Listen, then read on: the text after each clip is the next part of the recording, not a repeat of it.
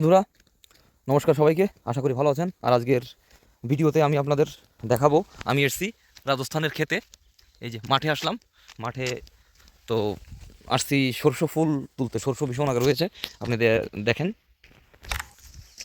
সূর্য অস্ত যাচ্ছে আর দেখতে পাচ্ছেন ওই সামনে সরষে ফুল দেখা যাচ্ছে। আর এই যে তার দেখতে পাচ্ছেন আপনারা, এটা কারেন্টের। কারণ এখানে প্রচুর আকারে এক তো জঙ্গলি শুয়োর প্লাস নীলগাই, হয়তো আপনারা অনেকে নাম নাম শুনেছেন। নীলগাই প্রচণ্ড উপদ্রব করে, আর সেই কারণে এটা দেওয়া। এতে যদি ইনকেস আমরাও যদি টাচ করি তো এত জোরে ঝটকা লাগবে যে সে বেহুশ হয়ে যাবে সঙ্গে সঙ্গে। তো এর থেকে ডিস্টেন্স বজায় রাখা আসলে খুবই জরুরি। দেখতে পাচ্ছেন ওই সামনে। আর সরষে ফুল তুলতে, কারণ সরষে ফুল বাটা খাবো। আবার এই রাজস্থানের কিন্তু বোঝে না এসব। রাজস্থানের যে এই যে আমাকে বলছে যে কী করবা এ দিয়ে কি না, এই তারপর এরা যা মানে এরা যে ধরনের খাবার দাবার খায় আমাদের দ্বারা তা সম্ভব না। তারপরেও ঠিক আছে, রুটি ডাল তো ঠিক আছে, কিন্তু এরা পুঁই শাক খাবে না, পটল খাবে না, কচু চেনে না। তারপর এই যে ইয়ের পাতা কী করে ফুল খেতে হয় কী করে জানে না। তারপর এই যে যে মাটি আলু আগারা এই ধরনের আছে, বাঙালিরা যেসব পছন্দ করে এরা তো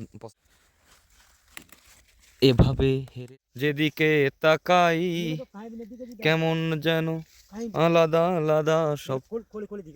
जो आप खोले कहाँ दिख रही है? अब तो बन्नाट होगी। हाँ?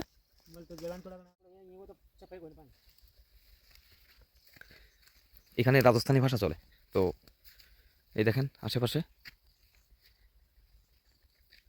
পুরো খেতি বড় হচ্ছে। এরা এসব খাওয়া দাওয়া বোঝে না। আমার বলছে, আমি বলবো ওষুধ বানাবো। এরা কোনো কিছু চেনে না, এরা যা খাবে তা আমরা খেতে পারি না। তাই এই দেখেন শস্য খেতে আসলাম, কি সুন্দর শস্য। गाना ज्यादा काय करेंगे। हाँ धनी भी ले चलेंगे। हाँ और चेतराम जी का कहे तो थे को ना सुरसु बन्ना डारी है ना। देखो आओ कोई बात को ना, बढ़िया लग रहा है। নিয়ে নিলাম অনেকটা, পুরো ওই ব্যাগটা ভরে। এবার আমরা যাচ্ছি, দেখি আচ্ছা আচ্ছা চানা, এটা সোলার গাছ, চানা সবজি চানা। নিয়ে নিলাম অনেকটা সবজি। তো এবার যাচ্ছি বাড়ির দিকে।